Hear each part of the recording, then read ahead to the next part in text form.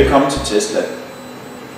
I din forrige tutorial der lærte du noget om, hvordan man eksporterede sin STL-fil fra Tinkercad til Slicer, og hvordan man slicede. Nu skal du lære, hvordan man får printet sin fil ved at flytte filen fra Sliceren over til 3D-printeren. Nu har jeg eksporteret min fil fra Slicer over på mit SD-kort. Og det er vigtigt bare lige at sige igen. Husk, du må ikke have A, Ø og Å i dit filnavn. Der må ikke være mellemrum i filnavnet. Og du skal sikre dig, at den har fået endelsen X3G. Sådan at filendelsen er X3G. Så er du klar, og så kan du sådan set tage dit SD-kort ud.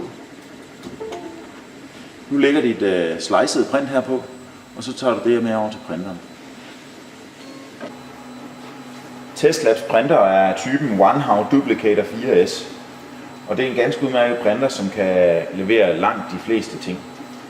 Inden du sætter dit SD-kort i, så skal du have gjort buildplaten klar ved at sprøjte den med hårlak.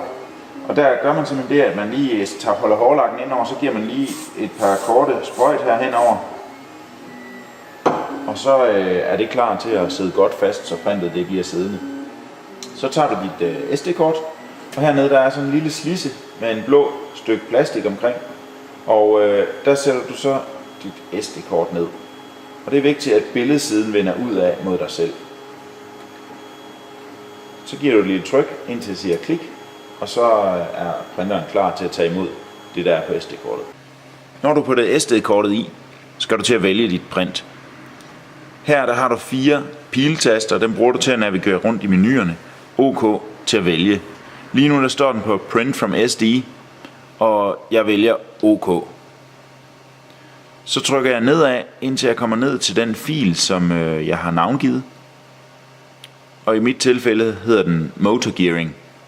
Så trykker jeg på OK, og så begynder buildplaten at køre op, og det er tegn på, at printeren har accepteret jobbet.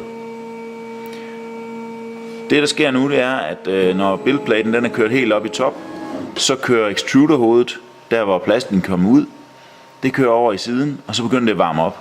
Og du kan se her, i den første linje, der står der heating, og så står der extruder, og så står der, hvor varm extruderen er, og hvor varm extruderen gerne skulle blive, inden den begynder at printe. Så står der left extruder, og det er den extruder, vi ikke bruger.